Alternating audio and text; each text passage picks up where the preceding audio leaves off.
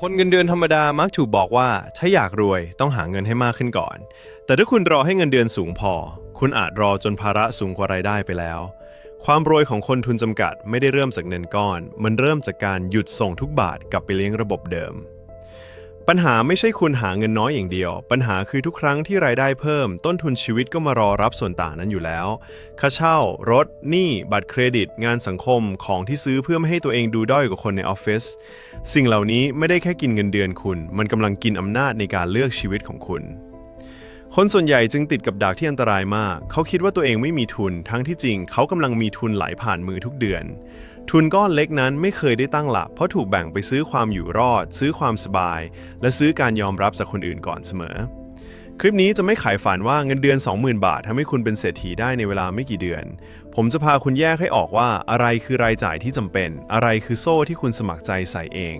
และ7กฎนี้จะช่วยคุณสร้างพื้นที่ว่างสะสมทุนเพิ่มอำนาจต่อรองและเลิกใช้เงินเดือนเป็นเพดานชีวิตสำหรับคนที่เพิ่งเข้ามาใน Money Control ที่นี่สร้างมาเพื่อคนทำงานที่ไม่ยอมให้ต้นทุนชีวิตเขียนชะตาแทนตัวเองกดกระดิ่งไว้ตอนนี้ครับเพราะคนที่กำลังสร้างทางเลือกให้ชีวิตไม่มีสิทธิ์พลาดข้อมูลที่ทำให้เขากลับไปติดเกมเดิมมีข้อหนึ่งในคลิปนี้ที่คนส่วนใหญ่ไม่เชื่อว่ามันกำลังกินอนาคตของตัวเองอยู่ทุกวันมันไม่ใช่เงินเดือนน้อยแต่มันคือสิ่งที่คุณยอมให้เงินเดือนต้องรับผิดชอบก่อนจะไปถึงจุดนั้นเราต้องรื้อความเชื่อแรกที่ทำให้คนเงินเดือนอยากรวยแต่ไม่กล้าขยับตั้งแต่ต้นเพราะคนที่ไม่มีทุนไม่ได้แพ้ตั้งแต่จุดเริ่มเขาแพ้เมื่อยอมเชื่อว่าจุดเริ่มคือจุดจบคุณเคยได้รับเงินเดือนเพิ่มแต่สิ้นเดือนกลับรู้สึกจนเท่าเดิมไหมบางคนได้เงินเดือนเพิ่ม 3,000 บาทแต่เพิ่มค่าเช่าเพิ่มค่างวดหรือเพิ่มมาตรฐานการใช้ชีวิตทันทีเงินเพิ่มจึงไม่ได้กลายเป็นทุนมันกลายเป็นอาหารของภาระตัวใหม่กฎที่1เพดานจริงคือรายจ่ายคงที่ครับลองนึกภาพพนักงานคนหนึ่งได้เงินเดือน 28,000 บาทเขาไม่ได้ใช้ชีวิตฟุ่มเฟือยในสายตาตัวเองเลยค่าเช่า 8,500 บาทค่าเดินทาง 3,000 บาทค่างวดรถ 6,500 บาทค่าโทรศัพท์และอินเทอร์เน็ต 1,500 บาทยังไม่รวมอาหารหนี้บัตรค่าใช้จ่ายครอบครัวและค่าใช้จ่ายจุกจิกที่เกิดขึ้นเพราะชีวิตทำงานพอเงินเดือนขึ้นเป็น 32,000 บาทเขาไม่ได้รู้สึกปลอดภัยขึ้นเขาแค่ย้ายไปอยู่คอนโดที่แพงกว่านี่คือผู้ร้ายตัวแรกผมเรียกมันว่าลิฟต์ต้นทุนชีวิตมันทำงานเหมือนลิฟต์ในตึกสูงทุกครั้งที่รายได้คุณขึ้น1ชั้นต้นทุนก็พาคุณขึ้นตามทันทีคุณจึงเหนื่อยมากขึ้นแต่ไม่ได้สูงขึ้นจริงเพราะพื้นใต้เท้าคุณถูกยกตามไปด้วยปัญหาของคนเงินเดือนอยากรวยไม่ใช่ว่าเขาไม่รู้เรื่องการออมเขารู้หมดว่าออมดีลงทุนดีมีเงินสำรองดีแต่เขาไม่มีพื้นที่ให้หลักการเหล่านั้นทำงานรายได้จำนวนหนึ่งถูกล็อกไปแล้วตั้งแต่วันเงินเดือนออก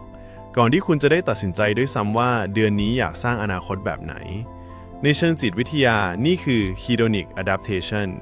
สมองมนุษย์ปรับตัวเข้ากับความสะดวกใหม่ได้เร็วมากรถที่เคยคิดว่าหรูจะกลายเป็นเรื่องธรรมดาห้องที่เคยพออยู่จะเริ่มดูคับแคบเพราะเราเปรียบเทียบตัวเองกับคนรอบข้างและระบบตลาดก็รู้เรื่องนี้ดีมันไม่ได้ขายแค่สินค้าแต่มันขายความรู้สึกว่าคุณควรยกระดับตัวเองแล้วคำว่าควรนี่แหละครับคือประตูที่ต้นทุนคงที่เดินเข้ามาคุมชีวิตคุณคนที่เล่นเกมเป็นจะถามก่อนว่าของชิ้นนี้เพิ่มรายได้เพิ่มเวลาหรือเพิ่มอำนาจต่อรองให้ผมหรือไม่ถ้าคำตอบคือไม่เขาจะไม่ถามว่าผ่อนไหวไหมเขาจะถามว่ามันขังผมไว้นานกี่ปี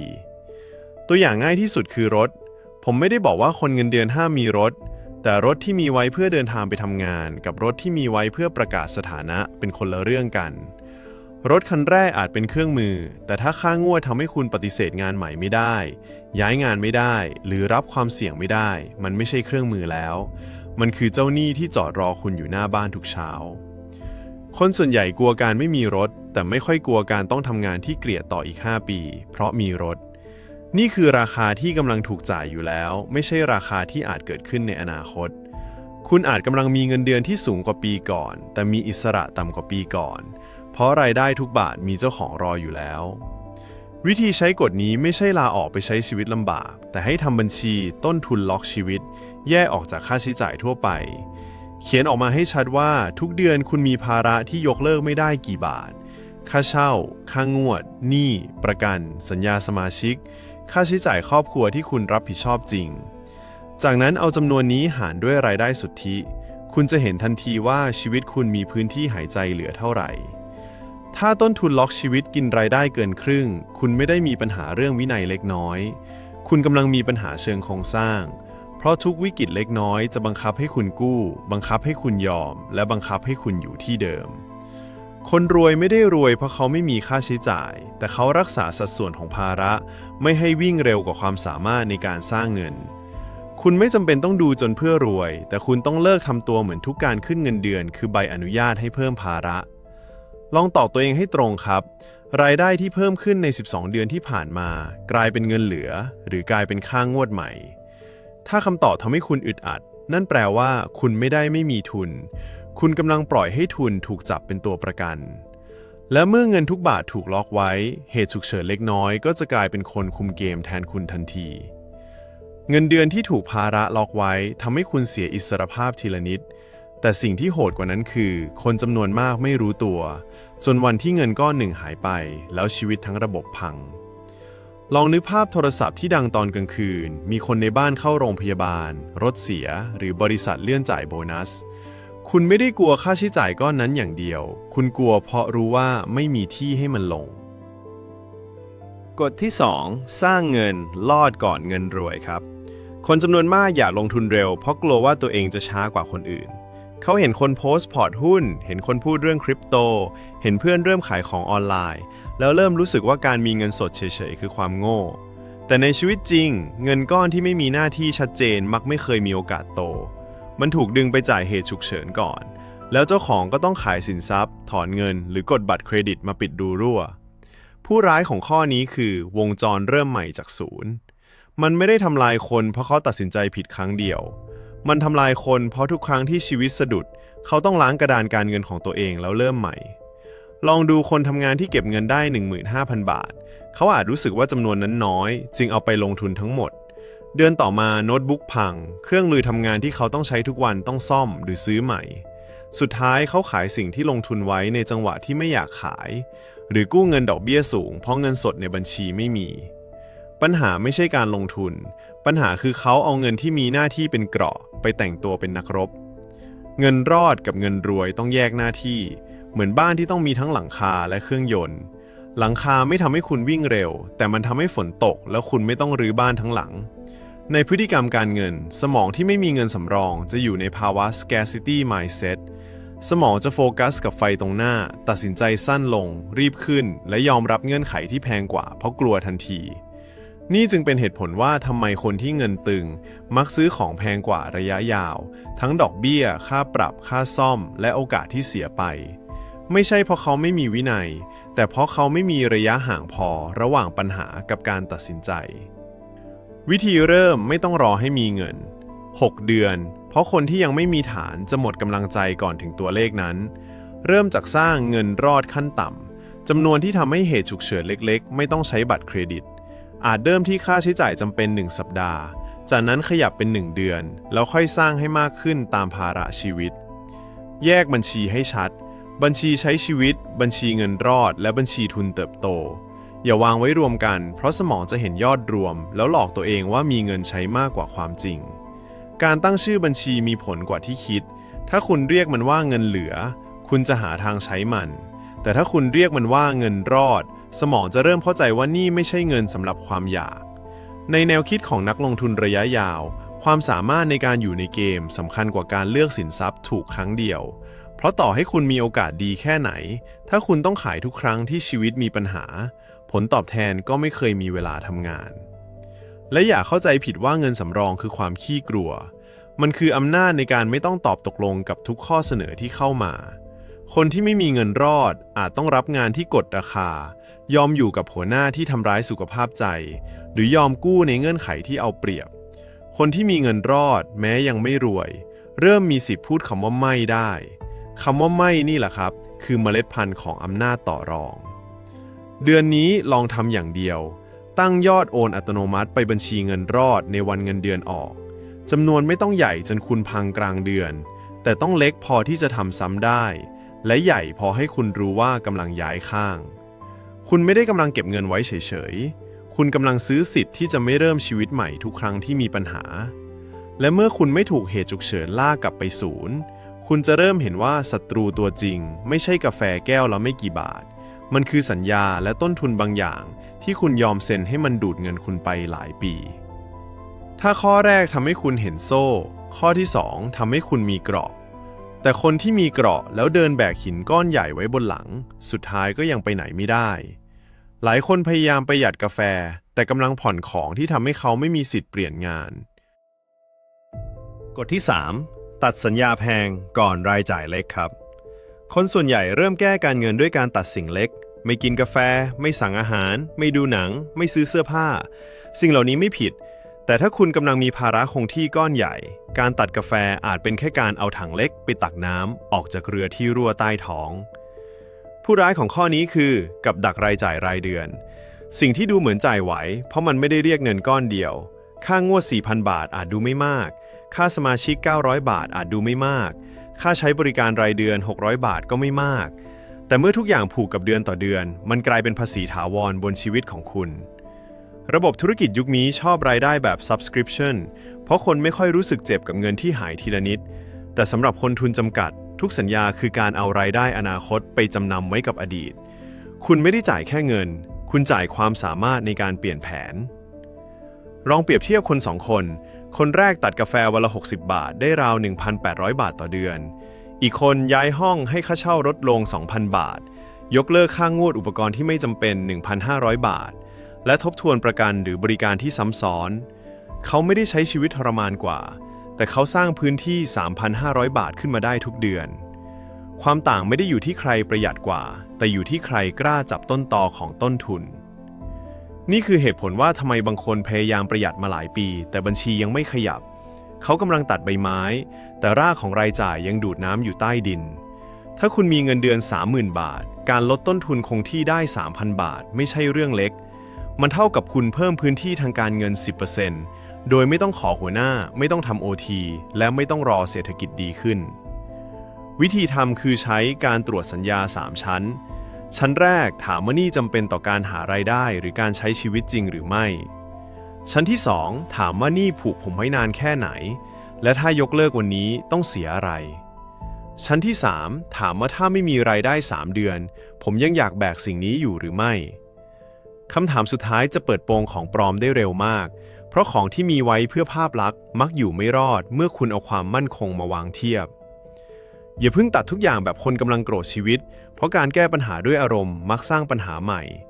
ให้เรียงจากภาระที่สูงยกเลิกยากและไม่ได้เพิ่มรายได้เริ่มเจรจาลดแพ็กเกจย้ายทางเลือกหรือวางแผนปลดมันตามลำดับบางคนอาจยังยกเลิกค่างวดรถไม่ได้ทันทีแต่เขาหยุดสร้างภาระเพิ่มได้บางคนยังย้ายบ้านไม่ได้ทันทีแต่เขาเริ่มกำหนดว่าค่าเช่าจะไม่โตเร็วกว่ารายได้อีกแล้วนี่ต่างหากคือการคุมเกมไม่ใช่ตัดทุกอย่างในคืนเดียวแล้วกลับไปใช้จ่ายเหมือนเดิมเดือนหน้ามีกรณีที่เห็นชัดในชีวิตคนทำงานไทยบางคนซื้อโทรศัพท์รุ่นใหม่ผ่านโปรรายเดือนเพราะรู้สึกว่าเดือนละไม่กี่ร้อยเองแต่พอรวมค่าเครื่องค่าแพ็กเกจค่าอุปกรณ์และการผ่อนของชิ้นอื่นเขากลับต้องทำงานเพื่อรักษาสัญญามากกว่าทำงานเพื่อสร้างอนาคตของพวกนี้ไม่ได้ผิดเพราะมันแพงมันผิดเมื่อมันแย่งพื้นที่จากเงินรอดเงินเดือนรู้และทุนที่คุณต้องใช้หนีเพดานเดิมลองทำเซลฟ์ออดิตตอนนี้ครับเปิดรายการหักบัญชีอัตโนมัติแล้วเลือกมา1รายการที่คุณไม่ได้ใช้เต็มมูลค่าไม่ต้องพิมพ์ยาวคอมเมนต์เป็นคำว่าตัดก่อนถ้าคุณรู้แล้วว่ารายการไหนกำลังดูดอิสรภาพของคุณเพราะวันที่คุณกล้ายอมรับต้นทุนที่ไม่คุ้มคือวันที่คุณหยุดหลอกตัวเองว่าไม่มีทางเลือกคนส่วนใหญ่รอให้รายได้มากพอแล้วค่อยคิดว่าจะปลดภาระอะไรแต่คนที่สร้างตัวจริงทำตรงกันข้ามเขาปลดภาระก่อนเพื่อให้รายได้ก้อนต่อไปมีที่ยืนอย่าปล่อยให้การประหยัดเล็กน้อยกลายเป็นข้ออ้างที่ทำให้คุณไม่กล้าตัดสินใจเรื่องใหญ่กาแฟแก้วหนึ่งอาจไม่ทำให้คุณจนแต่สัญญาที่ดูดเงินคุณทุกเดือนสามารถทำให้คุณไม่มีวันมีทุนพอและหลังจากคุณหยุดเลือดไหลจากรายจ่ายคงที่คำถามต่อไปจะโหดกว่าเดิมเงินที่เริ่มเหลือขึ้นมาคุณจะเอาไปใช้ซื้อความสบายชั่วคราวหรือใช้ซื้อความสามารถที่ทำให้รายได้คุณไม่ต้องรอเงินเดือนอีกต่อไป เงินที่เหลือหลังคุณหยุดแบกสัญญาไร้ค่าไม่ใช่เงินสำหรับให้รางวัลตัวเองทันทีมันคืออาวุธชิ้นแรกและคนส่วนใหญ่เอาอาวุธนี้ไปซื้อของที่ทำให้ตัวเองอ่อนแอลงกว่าเดิมคุณอาจเคยเห็นภาพนี้เงินเหลือจากการคุมรายจ่ายได้ 2,000 หรือ 3,000 บาทเดือนแรกเขาบอกว่าขอพักก่อนเดือนต่อมาเขาบอกว่าเงินแค่นี้ลงทุนอะไรไม่ได้สุดท้ายเงินก้อนนั้นหายไปกับอาหารแพงของลดราคาและความสบายชั่วคราวเงินเล็กไม่ได้ไร้ความหมายคนที่ไร้ระบบต่างหากที่ทำให้เงินเล็กหายไปโดยไม่มีร่องรอยกฎที่ 4 เปลี่ยนเงินเล็กเป็นทุนเรียนรู้และทุนทดลองครับลองนึกถึงพนักงานเงินเดือน 28,000 บาทคนหนึ่งหลังจัดการรายจ่ายคงที่เขาเหลือเงินเพิ่มเดือนละ 2,500 บาทคนส่วนใหญ่จะมองเงินก้อนนี้แล้วพูดว่าแค่นี้ยังซื้อสินทรัพย์ดีๆไม่ได้เลยและเขาก็ใช้มันเหมือนเงินไม่มีอนาคตจ่ายกับของที่ทำให้โดพามีนพุ่งเร็วแต่ไม่เพิ่มความสามารถหาเงินแม้แต่บาทเดียวศัตรูของข้อนี้มีชื่อว่ากับดักเงินเล็กไร้พลังมันทำให้คุณดูถูกเงินจำนวนน้อยจนไม่ยอมใช้มันสร้างความได้เปรียบกลไกนี้ทำงานผ่าน present bias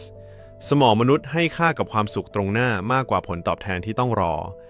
กาแฟแก้วพิเศษเสื้อผ้าที่ไม่จำเป็นหรือของจุกจิกให้รางวัลทันทีโดยไม่ต้องอดทนแต่คอร์สที่พาคุณเขียนรายงานเก่งขึ้นหนังสือที่ทำให้คุณเข้าใจการขายหรือเครื่องมือที่ช่วยรับงานเพิ่มมันไม่ให้ความสุขทันทีมันต้องใช้แรงต้องใช้เวลาและบังคับให้คุณยอมรับว่าชีวิตยังมีทักษะหลายอย่างที่คุณไม่รู้คนส่วนใหญ่จึงซื้อของเพราะการซื้อทำให้รู้สึกว่าเรากำลังดีขึ้นโดยไม่ต้องเปลี่ยนตัวเองแต่คนที่กำลังสร้างตัวจะใช้เงินก้อนเล็กซื้อข้อมูลซื้อทักษะและซื้อโอกาสทดลองเงิน 2,500 บาทอาจยังไม่ซื้อคอนโดแต่ซื้อหนังสือดี2เล่มซื้อคอร์สเฉพาะทาง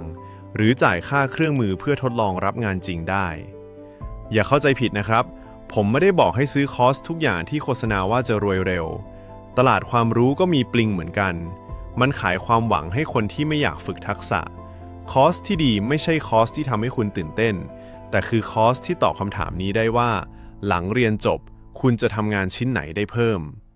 ถ้าคุณเรียน Excel ขั้นสูงคุณต้องใช้มันลดเวลาทำรายงานหรือรับงานวิเคราะห์ข้อมูลได้ถ้าคุณเรียนภาษาคุณต้องใช้มันเข้าถึงลูกค้าตำแหน่งงานหรือข้อมูลที่คนอื่นเข้าไม่ถึงถ้าคุณเรียนการขายคุณต้องเอาไปเสนอของเสนองานหรือเจรจาเงินเดือนจริงความรู้ที่ไม่ถูกแปลงเป็นพฤติกรรมก็เป็นแค่ของสะสมราคาแพงบนชั้นหนังสือลองใช้กฎ 70-20-10 กับเงินก้อนที่คุณเริ่มสร้างได้ 70% ให้สร้างเงินรอดหรือเป้าหมายการเงินหลัก 20% ให้เป็นทุนเรียนรู้ที่เชื่อมกับรายได้ 10% ให้เป็นทุนทดลองเพื่อทดสอบสิ่งใหม่โดยไม่ทำลายชีวิตประจำวันถ้าคุณมีเงินเพิ่ม 3,000 บาทส่วนเรียนรู้คือ600 บาทและส่วนทดลองคือ300 บาทตัวเลขนี้อาจดูเล็กแต่สิ่งที่คุณกำลังสร้างไม่ใช่ยอดเงินในเดือนเดียวคุณกำลังสร้างวงจรการอัปเกรดตัวเองเงินจากงานประจำถูกเปลี่ยนเป็นทักษะทักษะถูกเปลี่ยนเป็นโอกาสโอกาสถูกเปลี่ยนเป็นรายได้ที่ไม่ต้องขออนุญาตหัวหน้าทุกครั้งนี่คือ leverage ของคนไม่มีทุนเพราะคนไม่มีทุนต้องใช้ความแม่นยำแทนแรงเงินยกตัวอย่างพนักงานฝ่ายธุรการที่เริ่มเรียนการทำแดชบอร์ดจากข้อมูลที่บริษัทมีอยู่แล้วเขาไม่ได้ลาออกไปเป็น Data Analyst ใน30 วันเขาเริ่มจากทำรายงานที่หัวหน้าอ่านง่ายกว่าเดิมต่อมาเขาช่วยทีมขายเห็นตัวเลขเร็วขึ้นแล้วเริ่มรับงานเล็กๆให้ร้านค้าออนไลน์ของเพื่อนความต่างไม่ได้อยู่ที่เขาเป็นอัจฉริยะแต่อยู่ที่เขาไม่ปล่อยให้เงินก้อนเล็กถูกเผาทิ้งทุกเดือนเขาใช้เงินและเวลาจำนวนจำกัดเปลี่ยนตัวเองจากคนที่ทำตามคำสั่งเป็นคนที่แก้ปัญหาได้แต่ต้องมีเส้นแบ่งที่ชัดเจนทุนเรียนรู้ไม่ใช่ข้ออ้างให้คุณใช้เงินตามอารมณ์ก่อนจ่ายเงินกับความรู้ทุกครั้งให้เขียน3 บรรทัดผมจะเรียนอะไรผมจะสร้างผลงานอะไรภายใน30 วันและใครจะยอมจ่ายเงินให้ผลลัพธ์นั้นถ้าตอบไม่ได้อย่าเพิ่งซื้อเพราะคุณไม่ได้กำลังลงทุนคุณกำลังเสพความหวังเงินทุนก้อนแรกที่แท้จริงไม่ใช่เงินในบัญชีแต่คือหลักฐานว่าคุณเปลี่ยนเงินเป็นความสามารถได้และเมื่อคุณเริ่มมีความสามารถคำถามที่ตามมาจะไม่ใช่ว่าคุณทำงานได้มากแค่ไหนคำถามคือตลาดยอมจ่ายแพงขึ้นให้คุณเพราะอะไร คุณอาจเหนื่อยกับการทำงานอยู่แล้วคิดว่าทางรอดคือทำงานเพิ่มทุกคืนแต่งานเพิ่มที่ไม่เพิ่มมูลค่าคือการวิ่งบนลู่วิ่งที่เร่งความเร็วขึ้นเรื่อยๆกฎที่ 5 เพิ่มรายได้จากทักษะที่ตลาดยอมจ่ายไม่ใช่แค่ทำงานมากขึ้นครับลองดูคน2 คนที่ได้เงินเดือนเท่ากันทั้งคู่รับงานเพิ่มหลังเลิกงานเหมือนกันคนแรกทำงานที่ใครก็ทำแทนได้รับงานซ้ำๆใช้เวลาเยอะแข่งราคากับคนจำนวนมากคนที่2เลือกพัฒนาทักษะที่ช่วยให้ธุรกิจหาเงินประหยัดเวลาหรือลดความผิดพลาดได้คนแรกอาจได้เงินเร็วกว่าในช่วงแรกแต่รายได้ของเขาติดอยู่กับจำนวนชั่วโมงส่วนคนที่2อาจช้ากว่าแต่กำลังสร้างอำนาจต่อรองที่โตตามความสามารถผู้ร้ายของข้อนี้คือกับดักความขยันราคาถูกมันทำให้คุณเชื่อว่าความเหนื่อยคือหลักฐานของความก้าวหน้าในโลกทุนนิยมตลาดไม่ได้จ่ายเงินตามความเหนื่อยตลาดจ่ายตามผลกระทบที่คุณสร้างได้พนักงาน2 คนอาจนั่งหน้าคอมพิวเตอร์8 ชั่วโมงเท่ากันแต่คนหนึ่งกรอกข้อมูลตามระบบเดิมอีกคนสร้างระบบที่ลดเวลาทำงานของทั้งทีมคนหนึ่งจึงขายแรงส่วนอีกคนกำลังสร้าง leverage นี่ไม่ใช่การดูถูกงานธรรมดาทุกคนต้องเริ่มจากงานธรรมดาก่อนแต่ถ้าคุณอยู่กับงานเดิมหลายปีโดยไม่มีทักษะที่ทำให้คุณต่อรองได้สูงขึ้นคุณกำลังให้ตลาดตีราคาคุณจากตำแหน่งไม่ใช่จากคุณค่าสมองชอบงานที่คุ้นเคยเพราะมันใช้พลังงานน้อยและลดความเสี่ยงจากการล้มเหลวนี่คือ status quo bias คุณรู้ว่างานเดิมตันแต่ก็ยังทำแบบเดิมเพราะความไม่แน่นอนของการเปลี่ยนมันน่ากลัวกว่าผลคือคุณยอมรับเงินเดือนขึ้นทีละน้อยขณะที่ค่าครองชีพและความรับผิดชอบโตเร็วกว่าความสามารถหาเงินวิธีคิดที่ถูกต้องคือหยุดถามว่าผมทำอะไรเพิ่มได้บ้างแล้วถามว่าปัญหาอะไรที่คนยอมจ่ายให้ผมแก้ปัญหาที่ตลาดยอมจ่ายมักอยู่ใน4 พื้นที่เพิ่มยอดขายลดต้นทุนลดเวลาหรือลดความเสี่ยงถ้าคุณทำบัญชีได้คุณอาจช่วยร้านเล็กเห็นกระแสเงินสดที่กำลังรั่วถ้าคุณทำคอนเทนต์ได้คุณอาจช่วยธุรกิจอธิบายสินค้าให้ลูกค้าเข้าใจเร็วขึ้นถ้าคุณประสานงานเก่งคุณอาจช่วยทีมที่วุ่นวายลดงานตกหล่นและส่งงานตรงเวลาถ้าคุณใช้ AI เป็นคุณอาจช่วยองค์กรลดเวลาทำงานซ้ำๆโดยยังตรวจคุณภาพได้อย่าพยายามเก่งทุกอย่างคนเงินเดือนทุนจำกัดไม่มีเวลาพอจะเป็นเป็ดที่ว่ายได้ทุกสระให้เลือก1 ปัญหา1 กลุ่มคนและ1 ผลลัพธ์แล้วฝึกจนคุณมีตัวอย่างงานจริงตัวอย่างงานสำคัญกว่าคำพูดเพราะคนจ้างไม่ได้ซื้อความตั้งใจเขาซื้อความมั่นใจว่าคุณทำได้มีกรณีที่เห็นได้ในออฟฟิศทุกวันคนหนึ่งพูดว่าเขาทำงานหนักมากอีกคนเปิดไฟล์ให้หัวหน้าดูว่าเขาลดเวลาสรุปรายงานจาก2 วันเหลือไม่กี่ชั่วโมงคนแรกขอขึ้นเงินเดือนด้วยความเหนื่อยอีกคนเจรจาด้วยผลลัพธ์นี่คือความต่างระหว่างการขอความเมตตากับการมีอำนาจต่อรองคุณไม่จำเป็นต้องลาออกไปทำธุรกิจทันทีและไม่ควรโดนคนขายฝันหลอกว่างานประจำคือคุกเสมอไปงานประจำคือฐานเงินสดตราบใดที่คุณไม่ปล่อยให้มันเป็นคอกที่ขังทักษะของคุณตั้งเป้า90 วันเลือกทักษะเดียวที่เชื่อมกับปัญหามูลค่าสูงในงานปัจจุบันฝึกให้ได้ทุกสัปดาห์สร้างผลงาน1 ชิ้นทุกเดือนและบันทึกผลลัพธ์เป็นตัวเลขหรือหลักฐานเมื่อถึงเวลาขอขึ้นเงินเดือนเปลี่ยนงานหรือรับงานเสริมคุณจะไม่เดินเข้าไปด้วยคำว่าผมตั้งใจมากคุณจะเดินเข้าไปพร้อมหลักฐานว่าถ้าไม่มีคุณปัญหานี้จะกลับมาเสียเงินและเสียเวลาอีกถ้าประโยคนี้ทำให้คุณอึดอัดลองคอมเมนต์ชื่อทักษะเดียวที่คุณรู้ว่าถ้าฝึกจริง90 วันมันจะเพิ่มราคาคุณในตลาดได้ไม่ต้องเขียนแผนชีวิตแค่ตั้งชื่อมันให้ชัดเพราะคนที่ไม่กล้าตั้งเป้ามักยอมทำงานตามราคาที่คนอื่นตั้งให้แต่ต่อให้คุณหาเงินเก่งขึ้นก็ยังมีศัตรูอีกตัวที่รออยู่เงียบๆมันไม่ได้มาขอเงินคุณด้วยใบแจ้งหนี้มันมาในรูปของคำว่าเกรงใจกฎที่ 6 ป้องกันภาษีสังคมที่บังคับให้คุณใช้เงินพิสูจน์สถานะครับ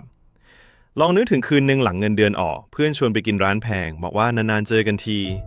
สัปดาห์ต่อมาที่ทำงานมีคนชวนลงขันซื้อของขวัญ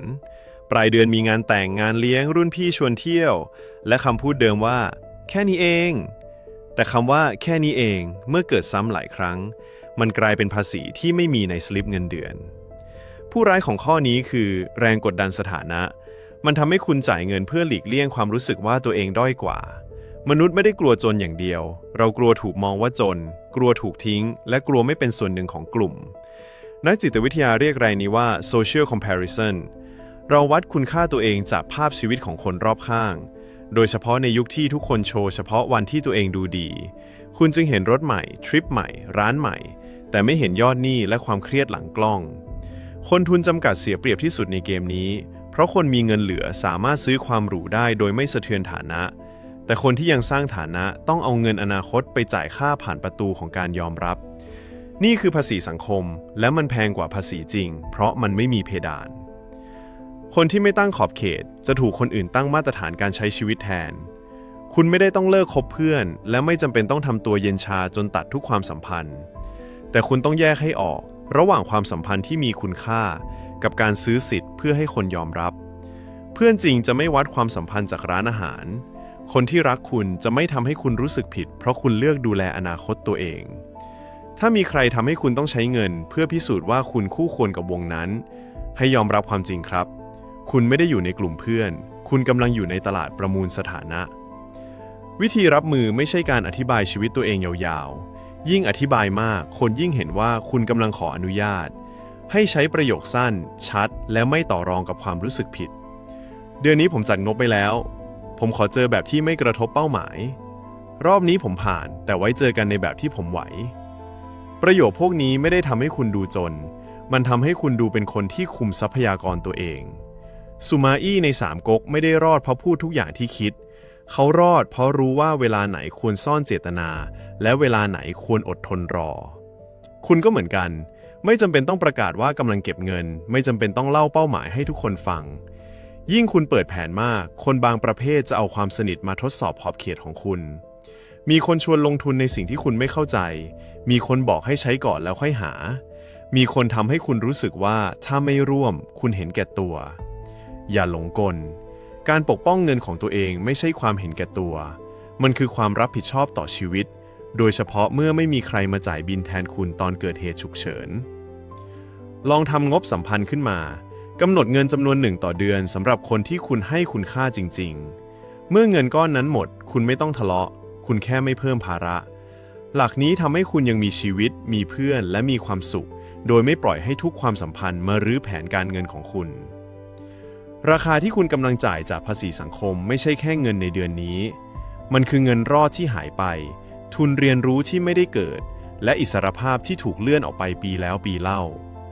คนที่ต้องการให้คุณรักษาภาพลักษณ์จะไม่อยู่ช่วยคุณตอนภาพลักษณ์นั้นส่งบินมาแต่ถึงคุณตัดภาระสร้างทักษะและหาเงินเพิ่มยังมีหลุมสุดท้ายที่ทำลายคนขยันได้เหมือนกันหลุมนี้ทำให้คุณเห็นคนอื่นไปไกลแล้วตัดสินว่าทางของตัวเองไม่มีค่ากฎที่ 7 วัดความคืบหน้าจากทุนและทางเลือกไม่ใช่ความเร็วเทียบคนอื่นครับคนเงินเดือนอยากรวยมักเจ็บกับภาพเดิมเพื่อนรุ่นเดียวกันซื้อบ้านแล้วคนรู้จักลงทุนก่อนแล้วรุ่นน้องได้เงินเดือนสูงกว่าแล้วคุณเห็นคนอื่นขยับแต่ไม่เห็นจุดเริ่มต้นหนี้สินครอบครัวที่ช่วยหรือความเสี่ยงที่เขาแบกไว้แล้วคุณเอาชีวิตที่เห็นทั้งแผลไปแข่งกับชีวิตคนอื่นที่เห็นเฉพาะไฮไลท์ผู้ร้ายของข้อนี้คือเครื่องวัดสถานะปลอม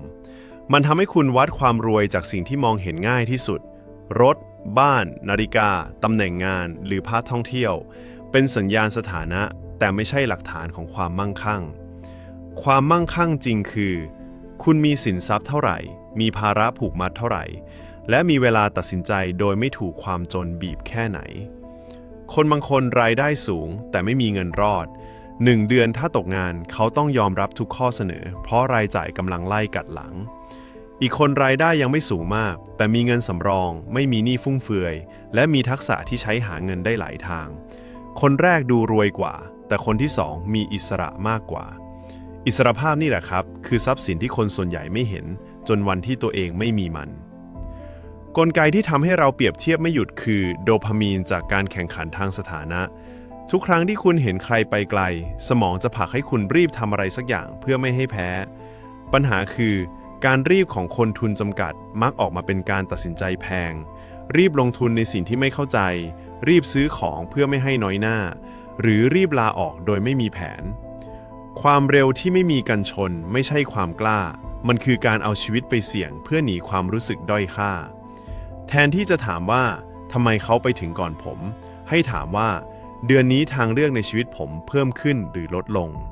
คุณมีเงินรอดได้นานขึ้นไหมคุณมีหนี้ที่บีบคอน้อยลงไหมคุณมีผลงานที่เอาไปต่อรองงานใหม่ได้ไหมคุณมีรายได้เสริมที่ไม่พังเมื่อหัวหน้าไม่อนุมัติโบนัสไหมคำถามเหล่านี้ไม่เซ็กซี่มันเอาไปโพสต์อวดใครไม่ได้แต่ทุกคำตอบที่ดีกำลังลดอำนาจของความกลัวเหนือชีวิตคุณใช้สกอร์บอร์ดส่วนตัว4ช่องแล้วตรวจทุกสิ้นเดือนช่องแรกเงินรอดดูว่าถ้ารายได้หายวันนี้คุณอยู่ได้กี่เดือนโดยไม่ก่อหนี้ใหม่ช่องที่2ต้นทุนคงที่ดูว่าสัดส่วนรายได้ที่ถูกล็อกไว้กับสัญญาลดลงหรือเพิ่มขึ้นช่องที่3ทุนทักษะ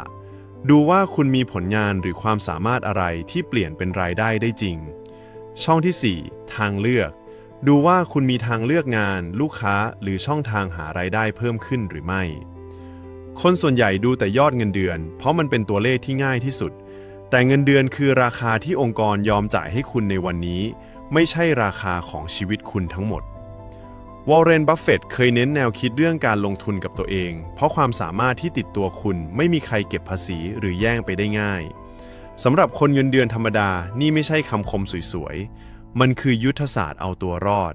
เพราะเมื่อคุณมีเงินรอดมีทักษะและมีต้นทุนชีวิตที่คุมได้คุณจะไม่ต้องรับทุกความสัมพันธ์ไม่ต้องทนทุกหัวหน้าและไม่ต้องตกใจทุกครั้งที่เศรษฐกิจสั่นนี่คือจุดที่ Identity ของคุณเปลี่ยนคุณไม่ใช่คนเงินเดือนที่กำลังรอวันรวยคุณคือคนที่กำลังสะสมอำนาจตัดสินใจทีละเดือนทีละทักษะและทีละภาระที่ปลดออกจากชีวิตอย่าให้คนที่เริ่มต้นไกลกว่าทำให้คุณลืมว่าคนที่คุมทิศทางได้ย่อมไปไกลกว่าคนที่วิ่งตามเสียงคนอื่น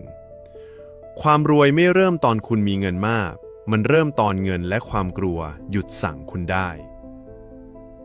วันนี้คุณเห็นแล้วว่าปัญหาของคนเงินเดือนธรรมดาไม่ใช่แค่รายได้ไม่สูงหรือไม่มีเงินก้อนแรก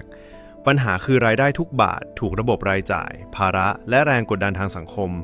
จัดสรรไปก่อนที่คุณจะได้ใช้มันสร้างอนาคตคุณเคยวัดชีวิตจากเงินเดือนปัจจุบันทั้งที่เพดานจริงคือรายจ่ายคงที่ที่คุณยอมให้มันโตคุณเคยไม่มีเงินรอดจนเรื่องฉุกเฉินเล็กๆมีสิทธิ์พาคุณกลับไปเริ่มจากศูนย์คุณเคยพยายามตัดกาแฟแต่ปล่อยให้สัญญาหลายปีดูดเลือดทางการเงินต่อไป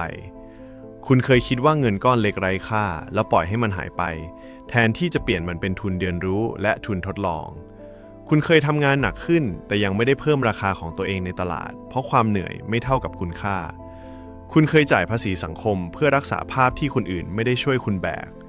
และคุณเคยเอาชีวิตตัวเองไปวัดกับภาพความสำเร็จของคนอื่นจนลืมตรวจว่าทางเลือกของตัวเองเพิ่มขึ้นหรือไม่ทั้ง7กฎไม่ได้แยกกันครับมันคือระบบเดียวกันตัดต้นทุนคงที่เพื่อให้มีเงินรอดสร้างเงินรอดเพื่อไม่ให้ความกลัวบังคับการตัดสินใจใช้เงินเล็กเป็นทุนเรียนรู้เพื่อเพิ่มทักษะที่ตลาดจ่ายใช้ทักษะเพิ่มอำนาจต่อรองป้องกันเงินที่เพิ่มขึ้นจากภาษีสังคมแล้ววัดผลจากทางเลือกที่มากขึ้นไม่ใช่จากความเร็วของคนที่คุณกำลังแอบเปรียบเทียบเดือนนี้คุณไม่จำเป็นต้องเปลี่ยนทั้งชีวิตแต่ต้องเลือก1 กฎแล้วทำให้มันเกิดขึ้นจริงก่อนเงินเดือนรอบถัดไปเพราะความต่างระหว่างคนที่ติดเพดานกับคนที่กำลังออกจากเพดานไม่ใช่คนหนึ่งมีโชคมากกว่าแต่คนหนึ่งเลิกปล่อยให้เรื่องเล็กๆสั่งอนาคตของตัวเองถ้าคุณดูว่าตัวเองกำลังใช้เงินเพื่อซื้อภาพลักษณ์แทนทางเลือกกดบันทึกคลิปนี้ไว้วันที่คุณกำลังจะเซ็นสัญญาใหม่รับภาระใหม่หรือใช้เงินเพราะกลัวดูด้อยกว่าให้กลับมาดูอีกครั้งแต่การมีเงินเหลือยังไม่พอถ้าคุณไม่รู้ว่าเงินก้อนนั้นควรถูกส่งไปอยู่ตรงไหนเพื่อเริ่มสร้างทรัพย์สินจริงคลิปบนหน้าจอจะพาคุณไปดูวิธีเปลี่ยนเงินจากแรงงานให้กลายเป็นระบบที่ทำงานแทนคุณโดยไม่ต้องรอให้รวยก่อนคนที่ไม่มีทุนไม่ได้แพ้เพราะเริ่มช้าเขาแพ้เมื่อยอมให้ทุกบาทที่หาได้พาเขากลับไปอยู่จุดเดิมและนี่คือ Money Control สวัสดีครับ